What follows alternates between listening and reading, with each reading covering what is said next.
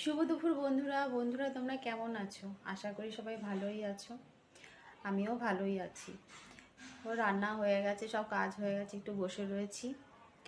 চলো তোমাদের কাছে একটু রান্না শেয়ার করি। তোমরা সবাই কেমন আছো? তোমাদের সকলের হয়তো রান্না হয়ে গেছে এতক্ষণে, অনেকে খাওয়া দাওয়া হয়ে যায়। আমাদেরও সকালবেলা খুব সকালে আমার রান্না হয়ে যায়। আমার হাজব্যান্ড রান্না খাওয়ার সব নিয়ে যায়, তাই জন্য আমার রান্না হয়ে গেছে। এখন সব কাজ হয়ে গেছে, একটু বসে রয়েছি, তাই ভাবলাম তোমাদের সাথে একটু গল্প করি। আর চলো রান্নাগুলো দেখাই, দেখো কেমন লাগে। আচ্ছা দেখো, আজকে আমার রান্নাগুলো ছেলে খায় না, তার জন্য আজকে মসুরির ডাল করেছিলাম সিদ্ধ। আজকে আমাদের সব নিরামিষ। আর ভেজ ডাল করেছি, গাজর, বিনস, কিশমিশ, কাজু দিয়ে।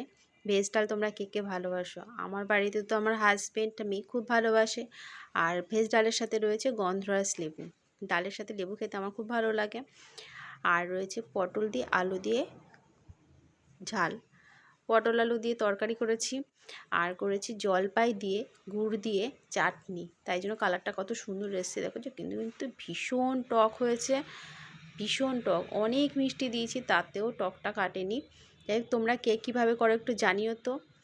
আর রয়েছে দেখো, গাছে কুমড়ো ফুল হয়েছিল অনেকগুলো, সেগুলো জমিয়ে জমিয়ে আজকে মেয়ে বলেছে ভালো করে একটু বড়া করতে, কুমড়ো ফুলের বড়া আর কুমড়োর বড়া।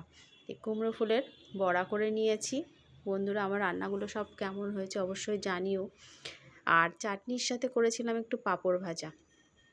চাটনি দিয়ে পাঁপড় ভাজা খেতে অবশ্যই ভালো লাগে, আমার তো খুব ভালো লাগে।